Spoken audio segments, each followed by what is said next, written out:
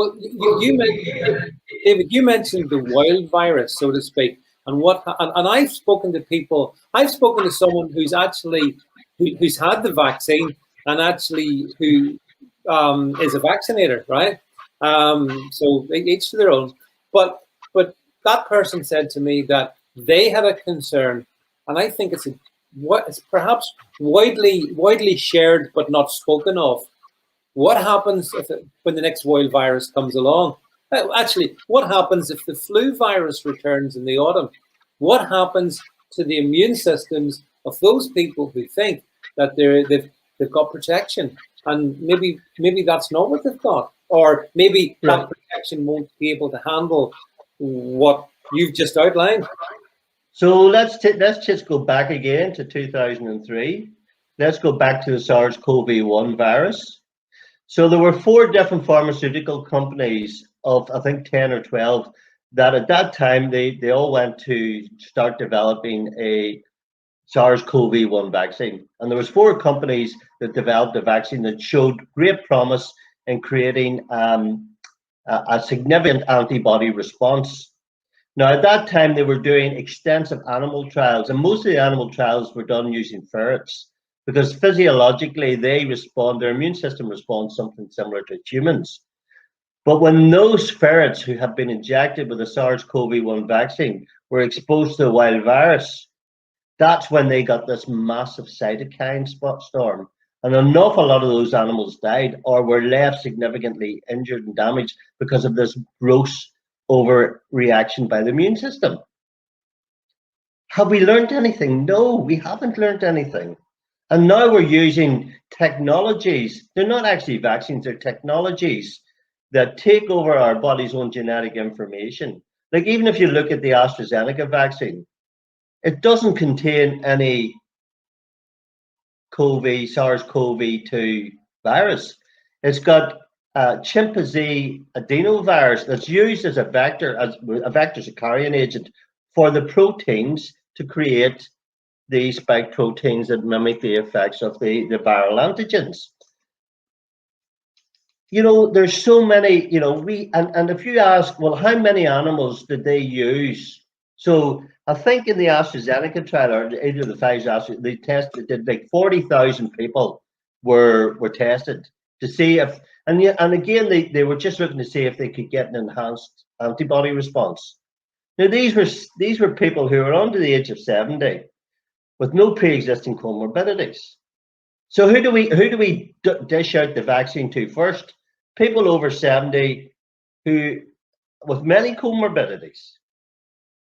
I can't hear you, David. Can you hear me? Oh, no, that's right. So look, yeah, hear you. Yeah. You know, and the question that most people ask is, it normally takes 4 or 5 years to develop a vaccine and run extensive animal trials. None of these vaccines has been granted a full license. We're still at the situation where they're used for emergency use only. Yeah, that's right. Steve actually says there are no vaccines that have been approved by the FDA. They've all been used under the EUA, the emergency usage. That's absolutely right. That's a fact.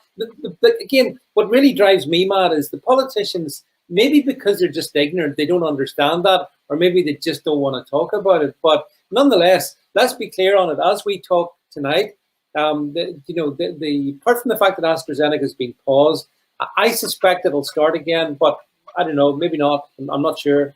But certainly you've got Pfizer, you've got Moderna, you've got other ones coming along the line.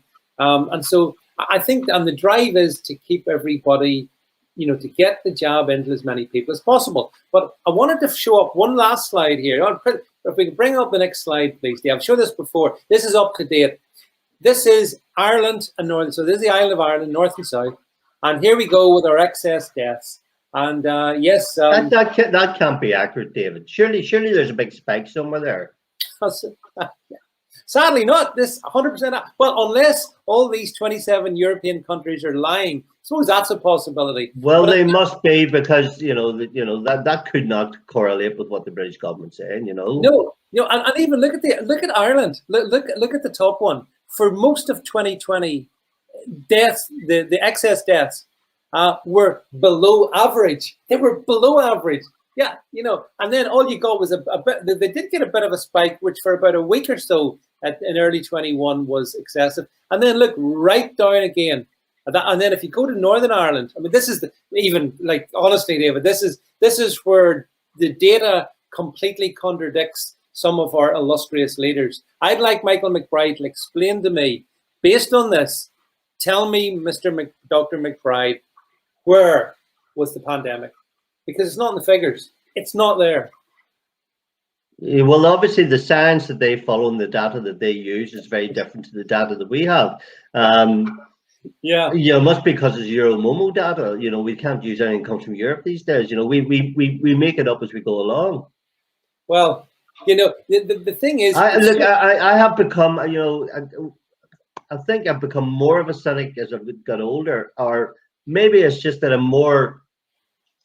I spend more time studying this stuff and just become more flabbergasted. We no longer follow any science. We no longer follow any data. How do you work a roadmap out of this pandemic when you have absolutely, you're not following anything? It's like, what's the difference between 6 people meeting and 10 people meeting? What's the research and science that validates that? What's the research that validates keeping 2 meters apart? What's the validation for the mask mandates? Massive study by the CDC just came out of America about the mask mandates and showed after 120 days of using masks in America, it reduced the transmission rate. I don't know if you've seen this, by 1.8%. Yeah, I know. Yeah. So and interesting enough, in America, all the states, there's 16 states I think now that have opened up completely. They don't have any mask mandates. Their infection rates and mortality rates, and Florida being a prime example with an aged population and a huge amount of obesity, and yet they have some of the lowest mortality rates and infection rates of anywhere in America. But it's interesting that all the states that opened up are all Republican governors, because they've made it political, and all the ones that have the highest rates of infection and mortality are all run by Democrats. Yeah, that's what well, but that's the thing. Science. This virus is not about a pandemic. It's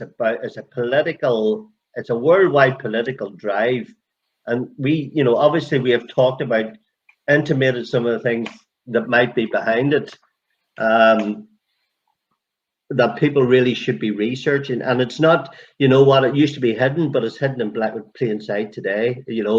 When you're walking, when you see pictures in Facebook of bus stops in England, and they're already talking about basic universal income for all, they're already starting to preemptively tell us what the plan is.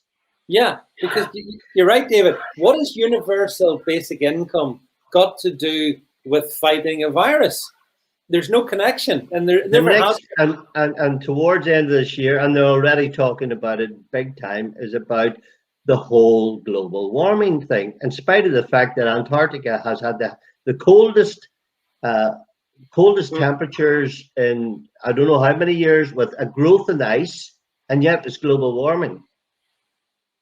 It's the same. It's almost like it's the same narrative. I mean, it is the same narrative. You see, David, you called yourself a cynic. You called yourself a cynic a few minutes ago. The best definition I ever heard of a cynic was, a cynic is an optimist mugged by reality. Let that sink in. And that's a cynic is an optimist mugged by well, I think that's right. And all we've done, David, on this stream tonight and the previous stream and some other stuff I've done, I love data. I love facts, because facts are facts. And people can interpret them, of course, in different ways. That's fine. But you have to have the same facts. You don't get the whole different truths. And at the moment, I fear, here in Northern Ireland, the same in the Irish Republic, same over in England and Scotland and Wales, certainly in the British Isles, we've got political class who are at the very best mischievous with regard to the facts. A media class which just honestly, I can't talk about them. They're so bad. You know, like yesterday, I did put out a copy. I saw the tweet that Mary Louise Connolly of the BBC, I think, about brave Dr. McBride. Did you see that? No. Oh, and there's no questioning. There's no question. Now, I wonder why that might be. I wonder why the media won't question. Well, that's the story for another night. But the media doesn't question. The politicians don't question. And David, the reality is a small number of scientists are running the show. And who knew that these scientists would turn us into a tyranny, basically? And it's interesting, the scientists who are running the show are not virologists or immunologists or molecular biologists. Anybody who understands about how these things work, they're all theoretical epidemiologists or mathematicians, or they don't, you know. And if you actually see who's behind a lot of, so most of the guidance we're getting, like Neil Ferguson at Imperial College, you have the R8, the mythical unicorn R8 that came out of the Imperial College. Most of these people who are involved, if you actually follow the money, they have very close ties to the vaccine industry. And I don't care, even if you look at McBride, okay, and his medical background, where did he spend several of his years working along with Tony Fauci with the Imperial College on the HIV thing? And Carrie B. Mullis, who invented the PCR test, he absolutely despised Tony Fauci because he believed that HIV did not exist the way it said it was, and Fauci used the PCR testing to try and create this. And of course, behind Fauci, based on Fauci's role in the whole HIV/AIDS thing, he created the vaccines, or the treatment for HIV, of which he had plenty of money. He was behind setting up Moderna as well. So all of these people, I'm sure you've seen the Spanish comedian interviewing Tony Fauci. I did. And he did not let him off. And you know what? Fauci couldn't handle it, because you guys just kept on and on and on. So but when you tell you, oh, you get the vaccine's going to save you, and then suddenly, well, you can get the vaccine, but it won't stop you getting infected, and it won't stop you infecting other people.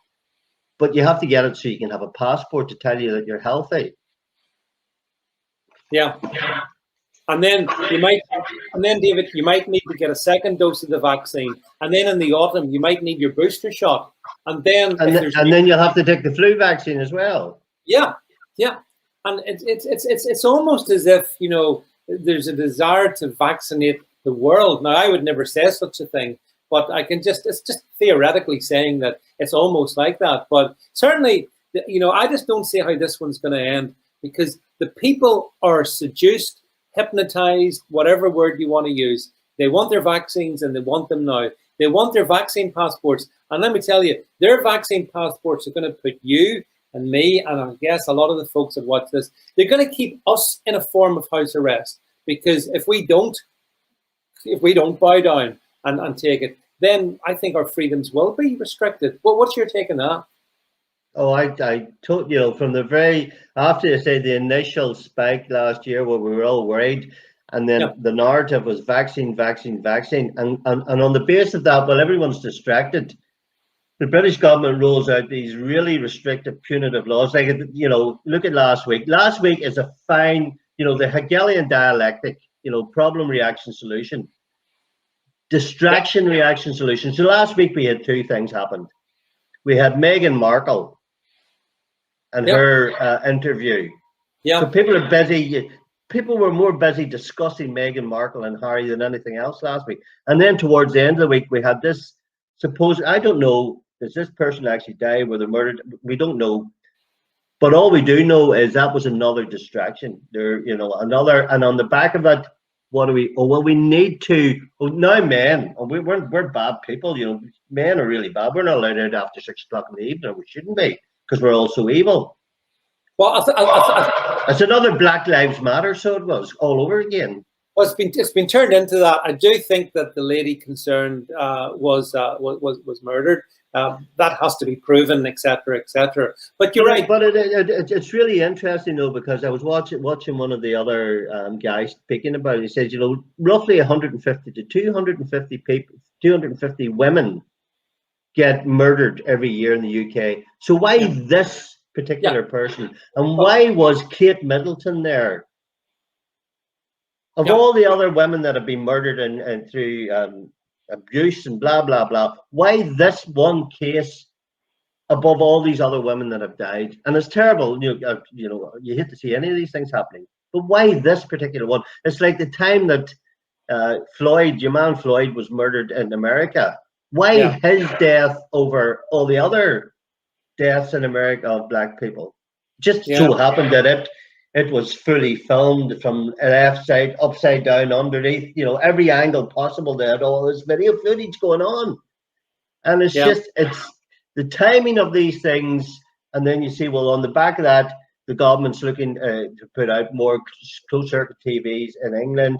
They're looking to prevent people meeting to protest, and, you know, for taking away all of our human rights. On the back that is to prevent women being raped or murdered. Well, I mean, I think the fact is that under the guise of COVID in particular, so much liberty's been taken. And one thing, David, if you look back in history, once politicians get powers, they are very reluctant to give them back.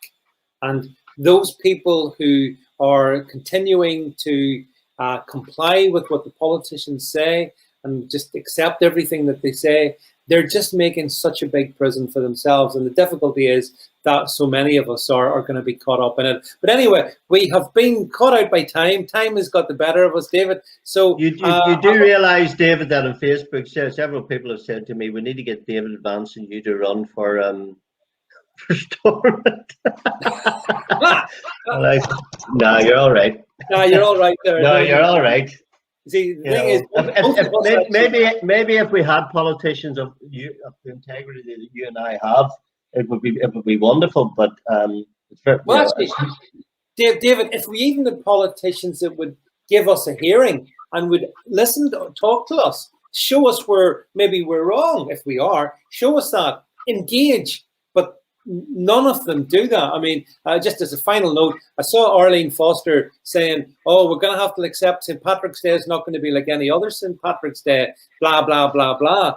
And it is appalling the way that the political class have treated us. But I just see them, they're puffed up with power. David, they can't believe that so many people are suckers out there. That's the truth of the matter. Thankfully, we're not. And we're not going to there's just one thing I want to say before we go. Yeah, okay. You know, Saturday the 20th is World Freedom Day. There are freedom rallies being run in cities all across the world to help us try and reclaim our freedom.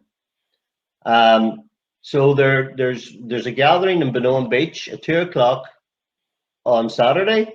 That's if the police let us near there. But hopefully there's going to be thousands of people who are going to turn up at last in this country and actually start protesting. Not protesting, just it's a picnic day for our mental health. Yeah. Yeah. So well, I know Benone Beach very well, and it's a lovely spot. So I'm sure if people are socially distancing and also conforming with COVID regs, why not? And that's, you know, but certainly, David, freedom is one thing that when it's taken from you, it's one heck of a job to get it back. So I think people around the world on the 20th and you know, and at other times who are prepared to put a stake literally in the sand and say, we do not consent. Yeah. We do not consent to vaccines, to having all our freedoms taken away from us, to our kids being subjected to wearing masks and getting tested twice a week in school. You know, we do not consent to these lies anymore. Well, the thing is, David, it makes me wonder, where does it all go if people never say enough?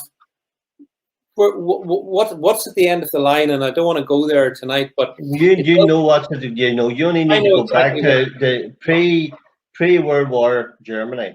Yep. Create fear and create and just people. When good people do nothing, and that's the problem. When good people do not, but they're doing a great job at the number of families that are divided at the moment, and it gets really quite heated because there's us who see the vaccine narrative, and the thing that we're worried about is that when they try to make it mandatory, when they haven't vaccinated enough, when they haven't reached their 80-90% people the vaccination rate that they want, that and obviously off the back of that, a lot of people start to get really sick. Then they'll ramp up and, well, the reason you're really sick isn't because you've taken the vaccine. The reason you're really sick is because you haven't been vaccinated. But when you have someone like Gert van den Bosch and Dr. Vernon Coleman, and they're saying, you know what, we are going to see these spikes, and it's not because the virus is spreading or necessarily the variant, it's because we're going to start to see all of these people who have been vaccinated, a lot of them, not all of them, but a lot of them starting to get really ill. So a lot of people think, well, had the vaccine, didn't feel too bad, I'll be grand. But we don't know the long terms, because these are medical interventions that we have never used before.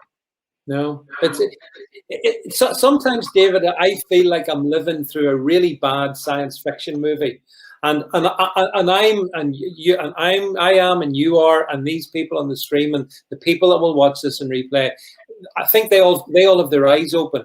So thank goodness, at least some of us we can see it. It's horrible. We are preaching to the converted. The people who come on to my lives and stuff. I get occasional trolls, but majority of them agree. They see what's going on. Yeah. But you know what? We need to get away from just being stuck behind our computer screens and protesting through that. We actually need to get off our backsides and making a stand and coming together as a unit, unified for a common purpose. Because this isn't green and orange. This isn't This is something bigger than that. Sorry, David. I think the simple truism is this: if everybody turned around tomorrow morning and said, "That's it, enough," this would end. There has to be, if this is going to ever end in a good way, there has to be a mass awakening of consciousness. And one of the best things people can do, I think, is stay away from the mainstream media, because that's reinforcing it 24/7. So you stay away from them. You talk to people in your family. You try and explain things one-to-one, face-to-face. Sometimes we have to use mechanisms like this because we can influence a reasonable number of people. The normies that are in denial, I don't know. I think some of them are lost. I can be very pessimistic about them because, they want their holiday abroad. To hell with everything else. They want that. End off.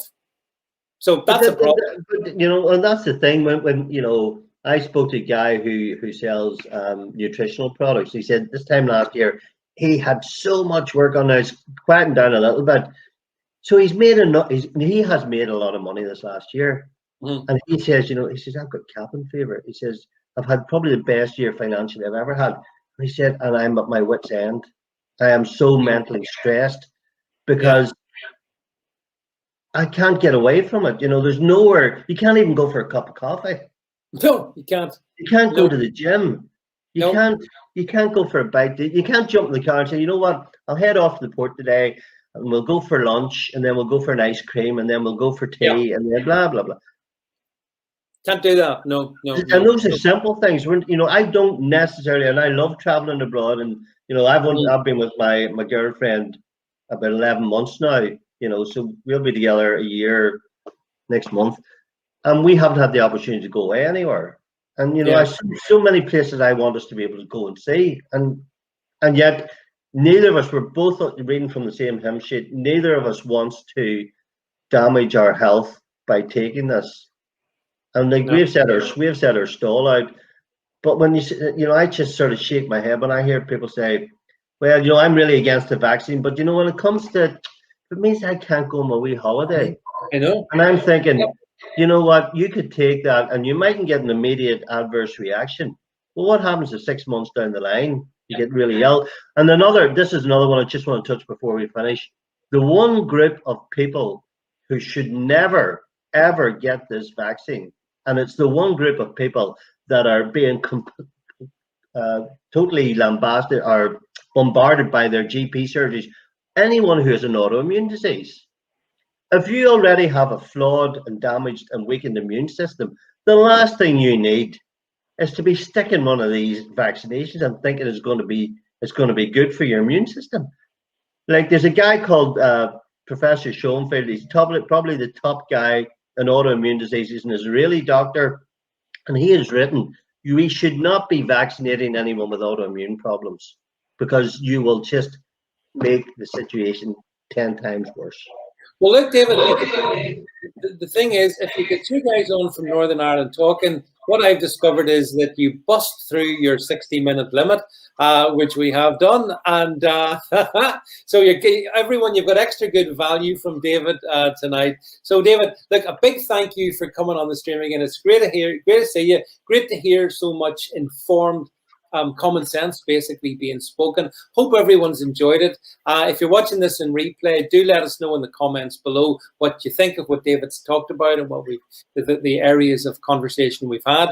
And I shall be back with you in another stream later on in the week at some point. I'll provide you the details tomorrow. Anyway, without further ado, David, thanks again to you. Thanks again to all the folks who are watching and will watch, and catch up with you real soon. Q and